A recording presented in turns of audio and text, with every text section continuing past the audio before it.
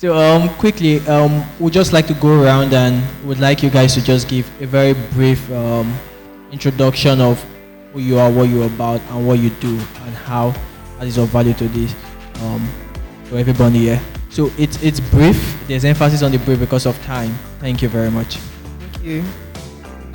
Good afternoon, everyone. Thank you for having me. So my name is Adesuwa Okunbo Rhodes. I'm the founder of Aruwa Capital Management. We're an early stage growth equity and gender lens fund investing in businesses in Nigeria and Ghana that are looking for anywhere between $500,000 to $2.5 million in funding. Our focus is in investing in essential goods and services. So we have 4 key sectors: fintech, healthcare, clean technology, and essential consumer goods. We invest with a gender lens. A lot of people think that means we only invest in women. That's not correct. We invest in female-led businesses, female-founded businesses, but we also invest in businesses that are providing essential goods and services to women, or businesses that have women that are active in their value chain. So you may be a male-owned business, but you are locally manufacturing sanitary pads, for example. That will also fit our criteria, and we have one business that's actually doing that in our portfolio. As Peter said, we've raised a $20 million fund. We've done about 8 investments so far, and we'll be wrapping up the deployment of that fund very soon. So happy to be here to talk about our own experience of raising institutional capital, but also what we look for when we're looking to invest in businesses. Thank you. So my name is Fehintolu Olaogun. I'm the CEO and a co-founder for CredPal. So CredPal is a fintech company, and we offer quite a number of services to consumers and businesses. One is credit, where we allow consumers buy items and pay in flexible installments. We also offer credit cards, for consumers and also businesses, and we also offer, lots of other support services to the businesses we power in our ecosystem. And ultimately, the goal for us is to enable Nigerians and Africans as a whole to get better financing, make their lives a whole lot better. That's the sum of what we do. I'm Oyin, Solebo. I'm the managing director of ARM Labs Lagos Techstars Accelerator. We invest in pre-seed African technology companies, typically prop tech and fintech, and put them through a 13-week boot camp or accelerator program to help them accelerate their startups. My name is Segun, founder of Fund the Gap Alliance, a Pan-African network that connects startups with finance and addresses the issues of local founder underrepresentation in the allocation of venture capital. Thank you. Okay, I think this question is going to be, I think how this is Oyin and Mr. Segun. So, about the stages of funds, the pre-seed, the Series A, B, I want you to just try and elaborate about it. And it's going to go around, but let me just start with Mr. Segun. Ladies first. So before seed, we really mostly talk about angel funding. So this is when you're very early stage, you just need some money to help keep you sustained, to pay your bills, etc. And typically you'll get angel funding from your friends and family, or maybe some other people close to you who can provide you that funding. What I see for a lot of Nigerian startups is that angel funding is typically in the form of a safe, which I explained in the last panel, which is around you getting some form of debt, and that means you don't need to do your valuation now, because when you're that early stage, you don't really know what your valuation is. And then you agree that it will convert into equity at a future date. So that's angel, and that becomes before seed. Seed is then the stage that the companies that we invest in typically go on to raise after, and that's maybe $1 million or $2 million as their first significant fundraising round. And then when you get to Series A, B, C, it's just bigger, bigger, bigger. Yeah. All right, just like she said, these are different stages of fundraising process. The pre-seed, the seed, these are basically pre-product market fit, right? They haven't really figured out their product market fit, but they're working towards it. Speaking of the ticket sizes, right? These days, what we're seeing is that even with regards to ticket sizes, there is no one size fits all. You could see a seed round of $5 million, and you're like, is this a seed round? You could see a Series A of, so the boundaries keep on shifting. I think the most important thing at the core is how innovative is the business, what is the total addressable market, how big is the market, and that's what now determines from an investor's perspective and point of view what ticket sizes that are going to be given, right? In some cases, you see some techs, maybe someone that has worked at Tesla, right? The same guy has worked at Starlink, the same guy has worked at basically the Ivy Leagues of tech companies, and they just put that on their deck. We have worked at this, and they jump to this is how much we're looking for. And you'll be surprised, they will raise remarkably bigger than what should be that category of the round. So basically that's it. Maybe I can just add a few things as well. You know, when we think about the different, letters, so from an investor's perspective, what are you looking for in these different stages? So I think at pre-seed, it's really an idea. So you're looking at market, yes, you're looking at traction, you're looking at team. But what actually drives your investment decision at pre-seed is the founder. Because it's really just an idea at that stage. So you're looking at the passion from the founder, their ability to execute, their skin in the game, and their knowledge and competence. That's really it, because it's still an idea. At seed, you're still looking at those things, but they should be some sort of minimum viable product. It might have not yet been commercialized or monetized, but at seed, there is a minimum viable product with a roadmap to growth. So what you're looking for at seed is a little bit different to what you're looking for at pre-seed. And then at Series A, you want to be backing a team, you want to be backing a product that is commercialized, monetized, but it's now ready for scale and ready for growth. So what investors look for at each of those stages is also slightly different. So as a founder, when you're thinking about putting together your pre-seed deck, putting together your seed deck, putting together your Series A deck, you need to know those different nuances because it would help you as you talk to investors as well. Just wanted to add that.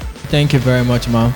So just to draw in on that, so at what point is it reasonable for a startup to start looking for funding? And at what point is it, what's the indication of, okay, you need to stop, maybe you can carry your on and there's no need for funding? Where do we start and where's the end? Where's that? So I'll just kind of like, go through my journey too as a startup founder. In most cases, you want to start looking for funding as early as possible, right? But then, to Adesuwa's point, what kind of funding are you looking at each time? So at the early stage, you're looking for angel investors, people that believe in you, what you're trying to do, mostly your family members and your friends. At that stage, you're just trying to validate your idea, you're setting up a company, you have a very small team, you're bootstrapping, partly.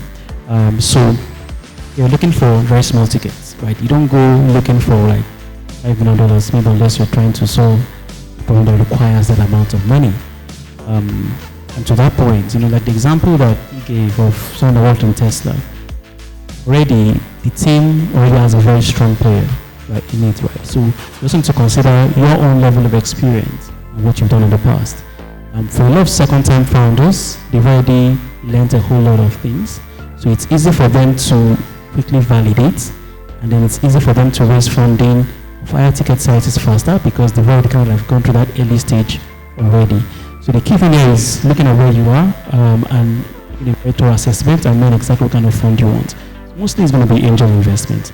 So after that, I would advise that people go for like programs, sister programs, not necessarily because there's any like structure, like it's not a must to go into those systems.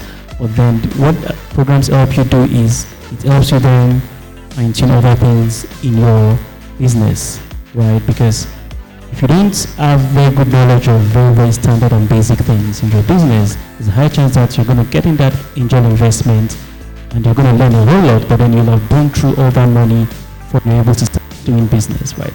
So you want to go into a program, it might be an equity type program or a non-equity type program where you kind of just get that fundamental bit of your business, getting the product market fit, understanding your cost basis, all this type of things. Just know, this is even a valuable business to pursue, like the market size.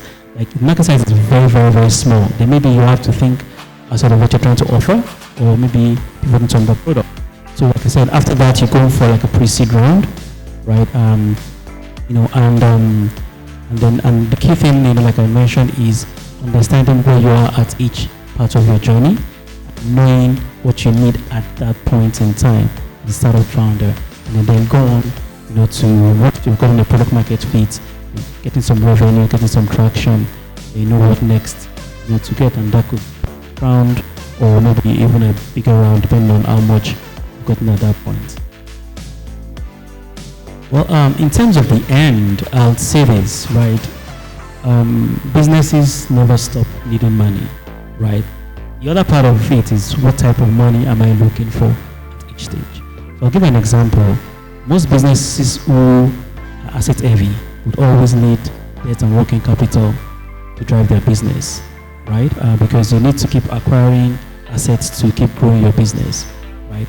For businesses who, for instance, are more tech-driven, right, they tend towards equity more. But then if you're trying to, I'll give an example. If you look at a company like Uber, you wonder why would Uber need more money? Then Uber is trying to build self-driving technology. It requires a whole lot of money to implement. Right? So even though they might think that they are fine, but then for you to build that next product, you might require funding for that, right? But the goal is this, like whether as working capital, whether as like short-term instruments, most businesses always require funding as they keep growing their business. Yeah, so as a startup founder, I'll say, you won't ever say, there's a time for you to stop raising funding, but then there are going to be breaks in between. Like, you can't perpetually be raising money. Like, I can't raise a seed round now, 2 million, and I'm in the market tomorrow, right? Raising, like, I need to spend time to also build the business, right? So you raise funding, you build for a while, you'll know when it makes sense to go raise more funding based on several milestones that you've already projected from your initial fundraise, and also other market dynamics. You go raise on that funding round, you can pause again, you build your business, then you go raise on that round, and then when you become like a bigger company, then you can start thinking of, okay, do I need to get some debt? Do I need to get some working capital? Do I need to get some forms of structured financing that is not exactly equity? That way I'm able to keep growing my business without diluting the business. So I would just like to ask this question because this will resonate with everybody, and some persons are going to be pitching today. So what do you look for when we come to pitch, or when businesses come to pitch to you? We know they are document part of it, and they are like, intelligent, emotional side, their mental side of it. But overall, what do you look at? What make you think that, okay, this is what me putting my money in and seeing what comes out of it? I would like to start with Ms. Adesuwa. So I think for us, we look at a number of things. So we typically invest in what I like to call post-seed, pre-series A. So we're looking for businesses that have already proven their business model. They have already, monetized the product, validated the product, have existing demand for the product, but they typically need working capital, OPEX funding to scale. So that's on the kind of the business side. On the kind of team, we want to see businesses that have a good bench. We don't like to invest in one man or one woman shows. So when you're at that stage of looking for funding, you want to show that you have a good team around you that can also execute. So we're looking for the team. We want to also invest in a business that has identified and understand the market that they're looking to scale into. So, what is the size of the market? What is this company's, competitive positioning? What's their barrier to entry? What's their unique selling proposition? How are they going to differentiate themselves from competitors? So that's also a big part of the market analysis that we do.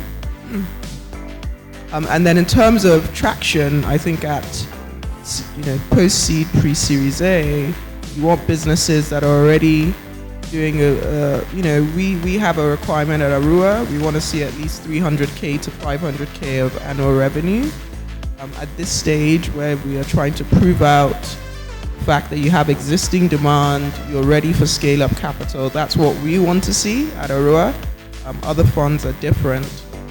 So it's looking at the team, looking at the market, looking at traction through revenue, sometimes profitability as well. I would say about 40 to 50% of our portfolio have positive EBITDA. So we also look at profitability and cash flow. And then in addition, is this team, do they have the bench to execute? Because what you need at pre-seed and seed is very different to what you need after that in terms of execution. So I would say investors look at a number of these things combined, but I think a silent thing that we don't talk about enough is also just your chemistry with the founder. Is this a founder that I want to work with? It's a very, very long marriage. We are typically holding investments for anywhere between 5 to 7 years. So is there a culture with this founder? Is this founder ready to learn? Is this founder ready to be a partner? Is he willing to take on, or she willing to take on advice? Are they willing to institutionalize? Our fund is backed by institutional investors that require certain different things than an angel investor would require. So are they ready to take on that feedback? Are they ready to institutionalize a board, bring in corporate governance? So the chemistry with the founder is something that is also very, very important and will influence the investor's decision probably even more than what it says on paper. So I would say, those are some of the things that we look for at Aruwa. Thank you very much, Ma. I'd like to hear Mr. Segun's perspective. Companies in pre-seed, seed, Series A, pre-product market fit, post-product market fit, how you scale these companies and what it takes to scale these companies, you realize over time that it changes, right? So it's not like a one-size-fits-all solution. But generally what you look for, what we look for, what I look for is the resilience of the founders. In Africa, we're not building Uber for pets. We're building real businesses. Can I get an amen? Thank you, church. We're building real businesses, right? So resilience is key. For my thesis and criteria, how resilient are the founders, right? And just like she said, it's easy to tell a founder that wants to cash out,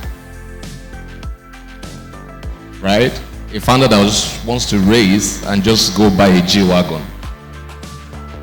And founders that actually want to build sustainable companies, real companies solving real problems, right? So resilience of the founders is key. How big the market is, the total addressable market. I think every investor, I don't say an investor that would ignore the term, right? You want to know how big the market is. That's how am I really going to make much money there, right? And so if you look past the strength of the management team, the total addressable market, the experience of the founders, right? It makes a lot of sense. And this is where I think we got it right in Africa. I don't know if it's a copy and paste scenario, but recently, and I'm glad CredPal is here. Recently, you saw on LinkedIn, social media, they say PayPal Mafia, Paystack Mafia. Very soon we'll be having CredPal Mafia, right? But my point is, you have founders, they go into certain companies, they gain the experience, they see how it's done, they pull out, and they what? They do theirs, right? It makes a lot of sense speaking to such a founder than a founder that doesn't even have any experience at all, but just saying, give me the money, I'm going to make you a lot of money. I'd rather put my money on the one that has experience. Thank you. Pertaining to branding and communication, how can startups actually leverage on that? About like, how can they leverage on it? Was funding, like how can they just make use of it? Branding and communication. Does it work that way? It was funding. So I think for me and my own experience, I think it's very useful to be visible and be visible. You can be visible through social media platforms. So I have my Egbo in social media, Dr. Ola Brown here. She'll teach you about that. But I think being very visible, and not just being visible for the sake of being visible, but being a thought leader in the area that your business is in, so that when people think of that area, they think of you as one of the people that they should talk to in that area. I think that gives you a lot of credibility. It makes you remembered in rooms where they're having conversation about that topic, and will put you in a good position for funding. So I'm very intentional. I try and make sure I try and post something at least once a week. I should do more, but at least post something at least once a week on what we care about at Aruwa in terms of our strategy, thesis, our companies, etc. So making sure that you're using social media in all its different forms, LinkedIn, Twitter, Instagram, to showcase your knowledge about the area that your business is in, the problem that you're looking to solve. It makes people remember you for that area. And I think people underestimate that, especially women. We underestimate the power of being visible. It's helped us in our fundraise, and I know that it's also helped others as well. So as a founder, for us, personally, it's very, very important. And I will tell you what, maybe even give you some hacks towards doing this. So one thing is time. So every single time you're raising funds, you're competing with like 1,000, 2,000, 3,000 people within your same space.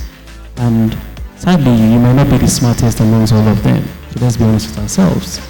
But then, the ability for you to be able to stand out and first of all get the attention of the investor is very important. And that's where visibility comes in. Right? Notwithstanding, that won't get you the check. Every investor is still going to go through a due diligence process, but you want to be in front of every investor you want to reach out to and have a fair chance at proving that your business is worth investing in. And the key thing to doing that, really is about positioning your business. For instance, how do you, so for instance, like I mentioned, how do you then go on to put yourself in the best light possible? And this is very important, and I'll be giving you a few hacks. So for instance, your website in itself should be very good, right? You might look at it and say, hey, as long as I put in all I'm doing on my website, it doesn't really matter. It matters a whole lot, right? Because if I hear about a company today, whom I go on Google, I go check them out. If I see that they are poorly presented, I might not even bother taking a second look. Also, your pitch deck too must be very, very, very solid. And being solid doesn't mean that you have to put in all the fancy icons and fancy boxes, but Is it simple? Is it straightforward? Is it aesthetically pleasing? Like, once you can nail all those initial visual contents, simplicity, and the key thing there is being able to just allow your investors take a glance at your website, at your pitch deck, love it, read through it, make sense, then it's easy for you to then get that first meeting, because what you really need is getting as many first meetings as possible, because that's what's going to actually increase your chances of getting funding.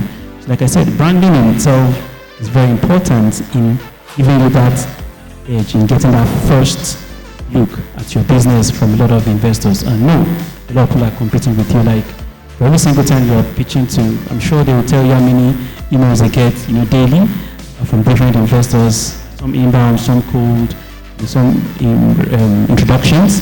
So you're pretty much competing with a lot of people. So please put in your best effort in your presentation, best of your ability, and hope that you're able to get that first meeting. I would totally agree. So using different social media platforms is very important, but I think it's also very important to have a strategy for each of the platforms that you use. I actually see a lot of female founders using Instagram a lot, but it's not necessarily to demonstrate their knowledge in the industry that they're working in. It's kind of this like boss babe thing. For me as an investor personally, when I see a lot of those kind of posts, I question how much are you really focused on your business. So I think when you're delivering content, think, okay, is this personal content or is this content that I want to be associated with my business? Twitter's a great place to have a dialogue, but be very careful. Do not get into Twitter wars. We have had a couple of founders apply, Google them, see the Twitter conversations they've had, and it just, as an investor, makes you wonder whether or not they're going to be a little bit of a liability. So do remember that whatever you put on social media is there forever, so use it wisely.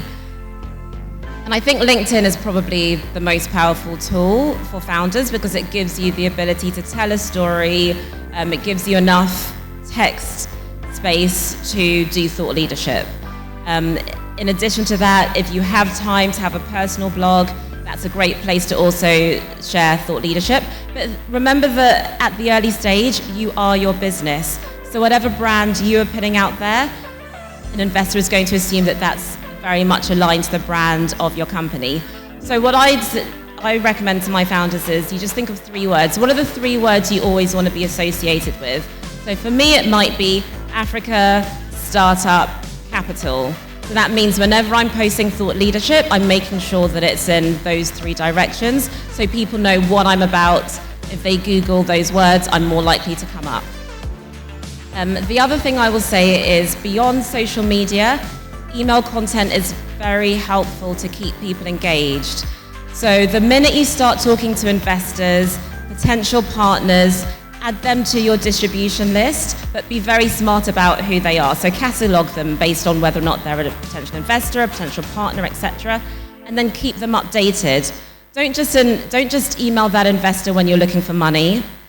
Ask them if you can add them to your investor updates early, and then periodically be sending them emails of what's going on. And that means that when in 6 months' time you start asking for money, they can track all the updates you've sent them over the last 6 months to see whether or not you are actually demonstrating growth, so that they can have a hypothesis that if they invest more money in you, you're going to continue growing in the same direction. So I very much recommend get an email distribution list, send investor updates, and send updates to the rest of your community who you want to take along your startup journey with you. So everyone in the room that has leveraged a platform like LinkedIn, if you've leveraged or if you're leveraging a platform like LinkedIn very well, one thing you would know is that people are watching.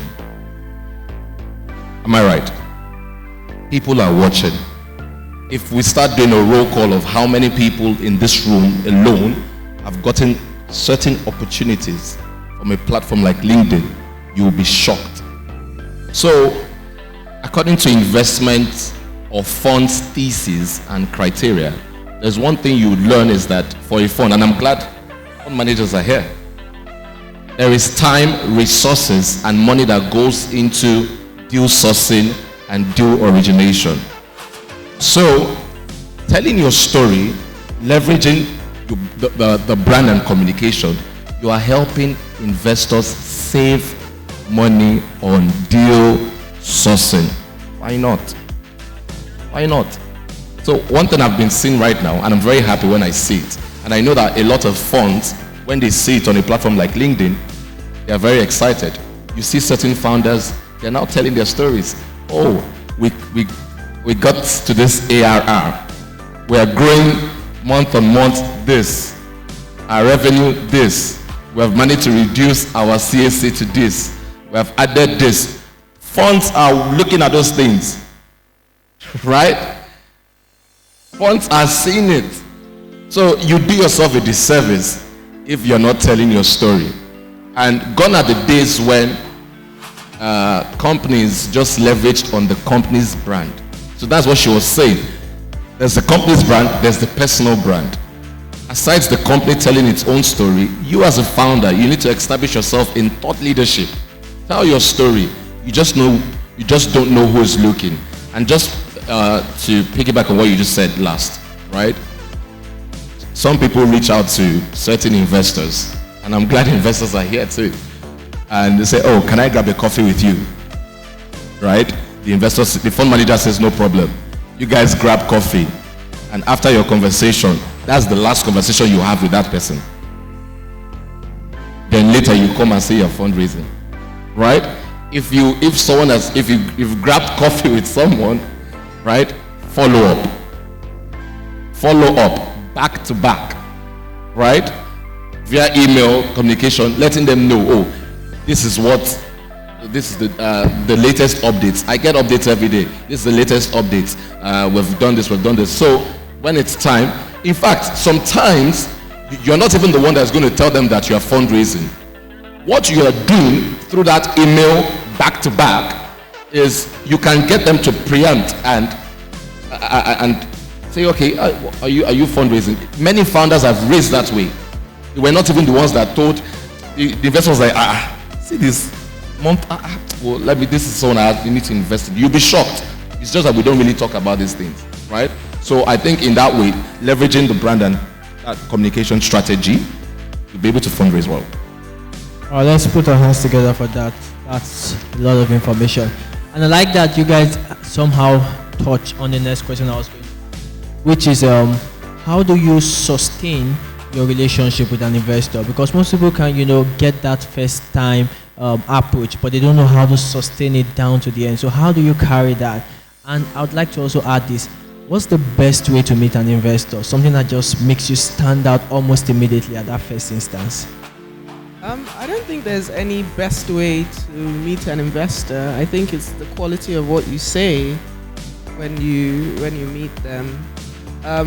So I think for founders and for people that are looking to raise capital, the best way to sustain a relationship with an investor, I think we already just spoke about, it's constant communication. Don't stop updating them on your traction. Don't stop updating them about how the business has grown, the problems that you faced, how you address them. We read them, even though we don't respond sometimes. We definitely read them. So I think that always having a touch point with your investor through constant updates. Founders typically send monthly updates. This is what we've done in the month. These are the problems we faced. We're still facing it, or this is how we addressed it. This is how much revenue grew. These are we're on X number of months to profitability. So I think those newsletters, updates are really, really good touch points to investors, because as Segun said, you might not even be raising, but from the fact that they've been reading your updates and they've seen certain things, they might reach out to you. So even if they don't respond, don't get tired of sending updates. We read them, we're looking at them, and at the right time it will pay dividends. In my own experience, obviously this is on fund manager to LP level, so fund manager to investor in a fund. The investor that eventually invested $4 million in our fund, I had sent them updates consistently for 12 months, never got a response, and one day they responded asking me for a call.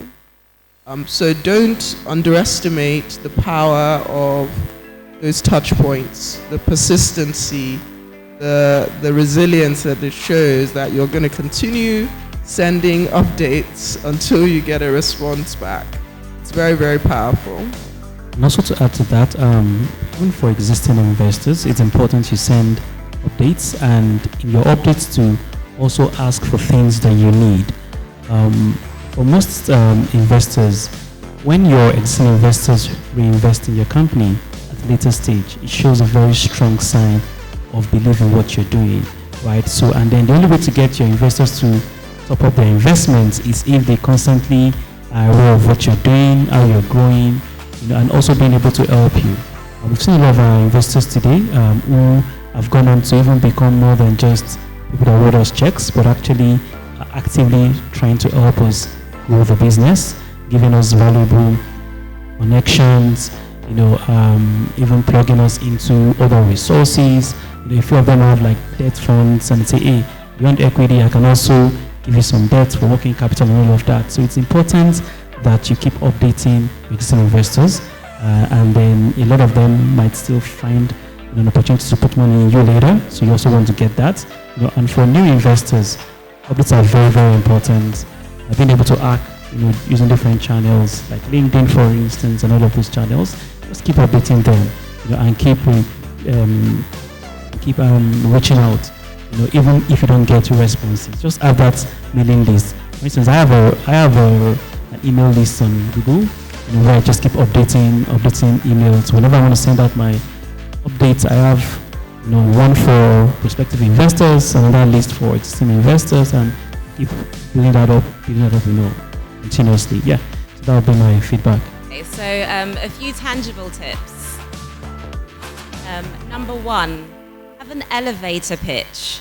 So that means be able to speak about what you're doing in 30 seconds. No more than 30 seconds, because believe me, if you go on longer than that, you might see the eyes start to glaze over. The person you're having conversation with is on. So find a way in 30 seconds to talk about the problem you're solving, your customer, and your solution. One sentence, 2 sentences top. So number one, have an elevator pitch. Number two, if you are meeting in person, find a way to be memorable. So a lot of people will now come up to everyone on the stage and say, can I take your business card? Can I email you? You probably won't get a response, not because anyone's trying to be rude, but because we're really, really busy, unless you've done something that is memorable. So for example, if the gentleman that asked me the question about how to value a company dropped me an email to say, I was the one who asked this question, I'm like, okay, I remember you. Or if you don't have that opportunity, maybe you might want to think of a visual way that you can be remembered. For example, if the lady with the red hair says, by the way, I was the lady with the red hair that came up to you, I'm probably also going to remember her. So don't do anything stupid, but try to think of a way that's memorable, and preferably in a way that's memorable for a way that shows what you're able to do and achieve. So memorability. Number three, when you then reach out on that first email correspondence, write the thing that you're memorable for, so they know how to differentiate you from the next person that has contacted them. Number four, ask for advice before you ask for money. Do research on the person that you are contacting and ask them a thoughtful question. Don't ask them a blanket question that you ask everyone. It shows you did no work. It shows you don't know who you're talking to. As he said next door, you want to make the investor's life as easy as possible. You want them to remember you. Want to give them no reason to say no. So make it easy for them. So ask them a targeted question at them that makes them realize, okay, this person knows what they're talking about. They've done their research. If I go into a conversation with them, there's going to be some added value there. I don't know what number I'm on, but number 5, I think. When they do give you advice, follow up. Follow up to show what you've actually done with that advice. Have you been able to speak to a new customer? Have you gotten traction? Have you realized that the direction you're going in was completely wrong and you're going in the next direction? And in fact, to the point of that the lady said around that last point, that they want to, it's a chemistry thing. They want to know that you're going to be coachable, that if you have a 7-year relationship with them and they give you advice, you're going to do something with it, even if it's to test it, say it didn't work, and thank them for it. So do something off the back of it, follow up. And then a last point about investor updates, be transparent. Don't just talk about all of your great successes, talk about the things that you're struggling for, and then again, ask a targeted question or piece of advice in a way that whoever you're sending that email to can actually add value to. So, everyone has talked about how to maintain a relationship with the investor. I think one other important angle is how to even get the attention of the investor, right? So, it's funny, right? A lot of founders complain about investors are not replying me.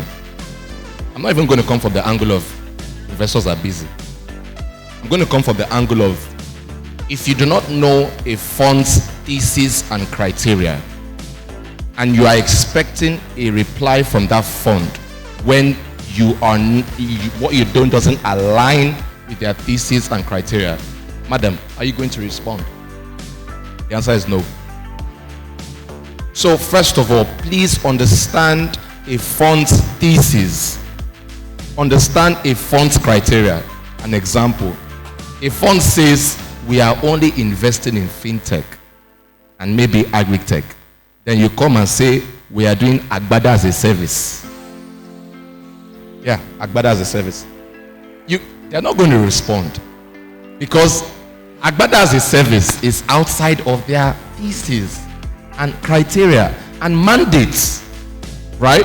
So first of all, research the fund. What is this fund's thesis? And it's seen on the website. I'm sure if I come to your website, I'm going to see your thesis. Right. So you have information in front of you. You're not checking. You can't come back and say someone is not replying you. Do you know the attention span of an investor right now in market uncertainty? Probably lesser than 2 seconds. Right? So elevator pitch, 30 seconds. Investor span, 2 seconds. So you need to understand their thesis. What is Aruwa Capital thesis? What is Aruwa Capital's criteria? And she mentioned it. She talked about gender lens. And she said, although people think just female founders, but we're also doing male founders. So once you understand the thesis, you understand the criteria, and you see that you align, then you now start hitting them, hoping that one day, they'll reply you. Right? Now, if you now see that you align with the thesis and you align with the criteria, even in the thesis, right, it helps you. Okay, they're investing in agri-tech and fintech. They're not doing health tech.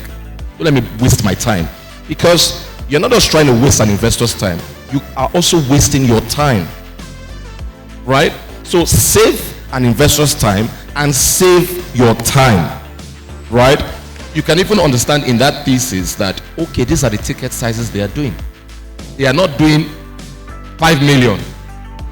They cannot do past 100,000. Imagine you're now sending an email. We are raising 5 million. It would be good to grab a coffee with you. Coffee to talk what? I don't have your money. Leave coffee. I don't have your money. If the investor loves you, they can now recommend you and say, okay, you know what? We are not, this is not our ticket size, but Dr. Ola Brown, she's given $5 million. You can send her an email. But there's no time. Right? So, like that, you can understand the category, whether they are strictly Series A. Some funds will even put it there on the website. We are Series A. They will now put under, please, we are Series A. Then the founder will now reach out and say, we are pre-seed. And what we are building, it will blow your head. I want to blow my head. We are not in your category. Right? So, these little things that sound basic and funny, I'm telling you, investors are tired. Their emails are bloated. Right? Bloated. Some delete. Oh yeah, delete. I must free my box. But once they see that it aligns with the criteria, it aligns with the thesis, then definitely you can have a good conversation. Yeah. So far, this is the last question. Okay, as if I have a company. What's this one? And what is it? So I just want to ask, when is the best time for me to have a co-founder?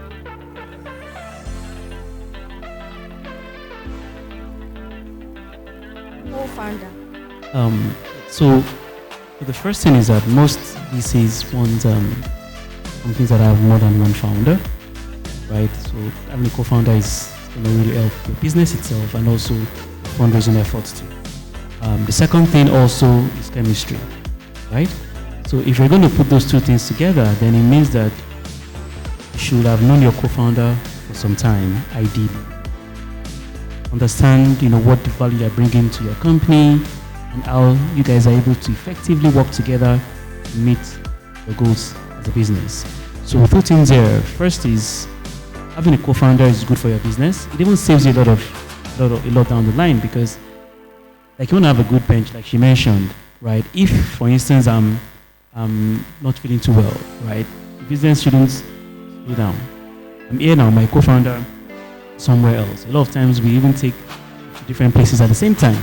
We might need for just one single founder. That'll have me going on all the trips, me going for all the meetings, me going doing every single thing in the business. So having a co-founder is good for the business. It gives you more bandwidth to really lead the company. And also it's important that you have chemistry. So that being said, in simple terms, getting a co-founder starts very early. Now you might not bring them in until you're ready to bring them in, but at least you understand that, okay, I've known this person for a while. I like candidate for going to my new venture.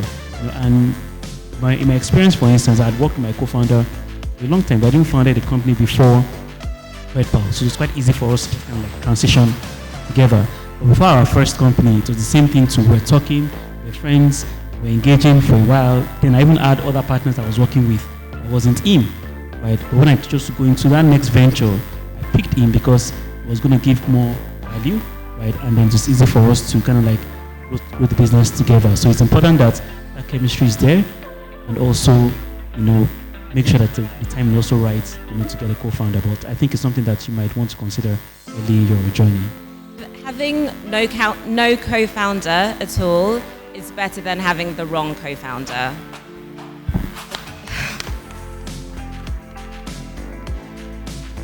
The number one reason for startup breakups is co-founders falling out. So before you have a co-founder, make certain you know why you're bringing that co-founder on board. Make sure that your vision is aligned. Make sure your end game is aligned. Make sure you're very clear on each other's strengths and weaknesses. Most importantly, each other's weaknesses. Figure out early on where you're going to fall out and make sure that you've got solutions for that early on. So know your co-founder. A co-founder relationship is a marriage. You do not want to get in bed with the wrong co-founder. It will destroy your business, and it might destroy you as well. So make sure that you've made a very rational decision about your co-founder. I hear a lot of people that say, this is my best friend, we went to university together, and now we're co-founders.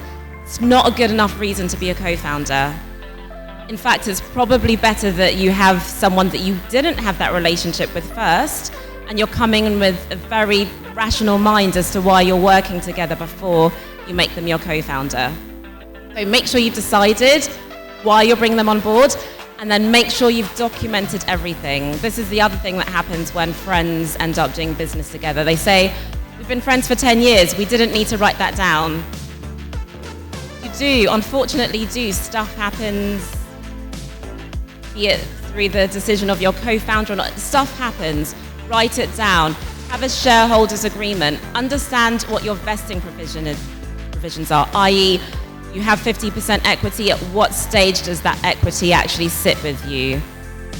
So yeah, make it very clear. I forgot what the question is actually. I'm just now rounding. The best time, thank you. The best time is when you've identified that there's a very clear need in your business for that co-founder relationship, and that requires a lot of self-reflection on your part. We've invested in 12 startups. I can say that there's one company where that co-founder relationship is going to be detrimental to that business. And there's another company where there's a single founder where we have so much belief in her that it was worth making that investment, but we have to constantly remind her that she can't do it alone for all the reasons that were already given. So yes, at the right time and in the right way. So, case scenario. So if I come to you now and I say, hi, I'm CredPal, right? I just raised $15 million. We have an office in the UAE, San Fran, and Central London. Would you be my co-founder? What would be your answer? But if I say, hi, I'm health tech. I'm working out of my mother's living room right now, and even to feed is on God. But I believe that we will make it. Come and be my. What's your answer? What's a law?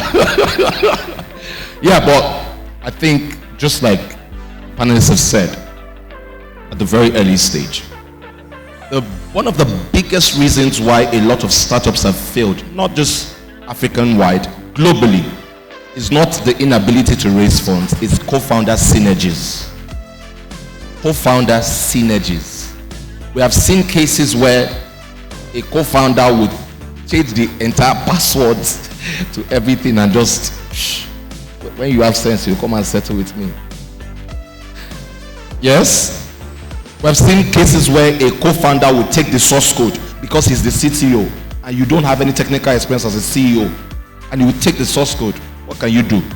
And you are pitching to investors to raise a $5 million round.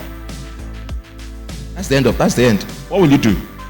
So co-founder synergies is key. I think that's why a platform like Antler, now in East Africa, right?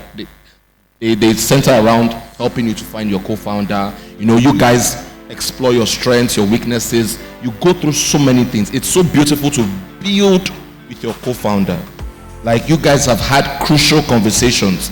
And I tell a lot of founders, co-founders, never shy away from crucial conversations with your founder, with your co-founder. Don't avoid issues. If there's an issue, find a time when you guys are going to sit down and solve it. A lot of co-founders, they shy away. I don't want to talk about it now. You don't talk about it in pre-seed. Seed stage, I don't talk about it. Series A, I don't talk about it. It will now haunt you in Series B. And the thing just come crashing down. And people be like, can you imagine? So that guy was like that. If there are crucial conversations to be had with your co-founder, call them and have it.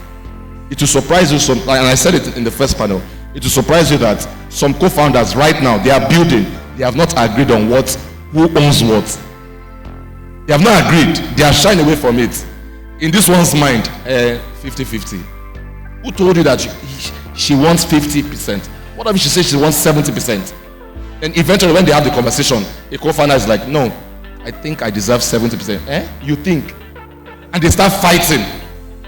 No, I think I've had this now. This is personal experience. I've had a co-founder tell me, I'm not joking, please don't laugh. Yeah, I had a co-founder tell me, I talked to my mom and my mom said I deserve to have a higher share in the company. No jokes. Is your mother God? I don't get it. You talk to your mom. Like, so, but it's funny, but these are the things that happen. And they now start fighting because they cannot come to a common term. Even an equity calculator cannot save the relationship. So why are you building? So start early and make sure that there's a synergy. If there's no synergy, I don't think I would want to have a co-founder like that. Thank you. So quickly, we'll be taking a few questions. I would attend to some hand raise. I'll start with the closest.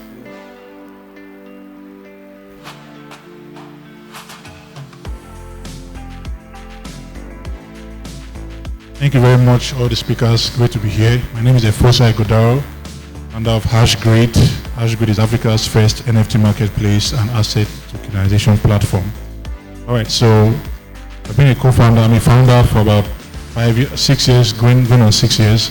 And I want to ask a question. It's kind of controversial a little bit, but I think that's the reason why I'm doing what I'm doing, because I think Africans need to look more inwards, especially in raising funds for their businesses. So how important is, first of all, how important is the founder making sure he doesn't lose majority equity share too quickly? And secondly, how important is that founder trying to get to know the fundamental ideologies of the investors, especially when it comes to, right now the world is getting polarized, what kind of ideas are being thrown around, all kind of rights to identify as so and so. And as a founder, your company is your baby, your company is your child. No parent wants his child to become something else. So how important is looking out for the ideology of the investor? What does this investor believe in? I don't want whereby he comes up with 30% equity and then, and then in the next 10 years, my company is identifying with something funny. All right. So on the first question, I think it's very important to mobilize local capital. So out of our $20 million raise, 30% of it was local capital. So it's very important to mobilize your network, family and friends, angel investors, family offices locally that are also very actively investing in startups. And through those rounds, you can also minimize dilution because they don't have some of the requirements that institutional investors have. So I think, based on where your company is at, based on your growth, different things determine valuation, but I agree with you that mobilizing local capital early and even throughout your journey is a very, very good idea. Secondly, due diligence is a two-way process. I always say that. Yes, we are going to be spending time learning about your company, learning about your team, learning about you as a founder, but you should also be spending time learning about the investor. So before I invest in any investment, I tell them to call our portfolio companies, ask them about their experience. How has it been working with us? What value have we brought other than just the money and the check? And get comfortable about the investor's approach, because it's a long marriage, as you said. It can be anywhere from 5 to 7 years. So always treat the due diligence process as a two-way process. The same way investors are finding out about your market, customers, also talk to the investors' companies. That's the best way you'll know how the investor is. During the documentation stage, did the investor sneak in different things that were not in the term sheet? Ask that question. Before they invested, did things change? Did they bring different things that you were not expecting? Since they've invested, how often do you speak to them? What have they brought? Have they helped you enter a new market? Have they helped you bring a customer? Have they helped you raise more money? What do you see as the best value from this investor? Ask those questions. It's very, very important because you're getting into a long-term relationship, and not every investor has your best interests at heart. So you want to also make sure that you're getting in bed with the right person suited to your company as well. I'll leave out the sweetest part to next time of our time. And your question and his question, I kind of feel the pain, where it's coming from. But you also have to understand that from an investor's perspective, investors are investing, they want to make money, want to maximize their returns. So it's not a thing of investing me and beating me. Right? It's a thing of how do you build moat strategies around your business. By moat, I mean in medieval times, when armies go to fight against armies, you realize that some castles are built on a rock. So they make these moats around the castle so that those ones that it slows down the advancement because some are going to fall in those ditches and get stabbed by stakes. So it's called a moat strategy. And it's funny because a lot of people hear about bootstrapping. I think it makes a lot of sense to bootstrap till when you can't. You see a lot of founders now, they don't even have an MVP, they don't have anything, all they have is an idea. They want to raise $6 million. Yes, and they will come to you. I'm sure Dr. Olaogun has seen a lot. They will come to you, nothing, there's nothing, but they want to raise $6 million, right? So when you start receiving investments that early, you have to dance to the tune, right? Because no skin in the game called founders equity. No skin in the game, nothing. You just want to raise money because this one is raising money. And I want my company to appear on TechPoint and TechCrunch. It doesn't work like that. So if you want to protect yourself, in fact, there's a Harvard Business Review I read sometime, I think it's 2008, you should go read it. It talks about CEOs, right? When they raise to a certain level and they are told to step aside, right? And they are told things like, oh, now to lead us to the next level of growth, we don't need to have the right expertise, so step aside, we're going to bring someone more experienced. So it still talks about the moat strategy. How do you protect yourself? But never forget, investors are out, it's their money. It's not your, it's their money. So you try as much as possible to protect yourself. Then co-founder synergies. Sorry, just equity split. It's simple, it's not simple. I'll leave the not simple one for the next panel. But you can even go online, there are equity calculators where I can help you. It tells you, it states the things that you guys need to look. Did you bring this one? Did you bring the idea? I brought the idea, write it down. You write it. Did you bring the money? No, you did not bring the money. You were just talking. Yeah, I brought the money. Yeah, write it down. By the time you calculate all these things, and you can have calculated like 28. The person will tell you, oh yeah, stop, it's enough. You take, just give me, you understand? But if you want to take it to the advanced level, I think you need to meet one of our fund managers and we're going to give you the master class on how to do about it. Thank you very much. We'll just take a quick picture and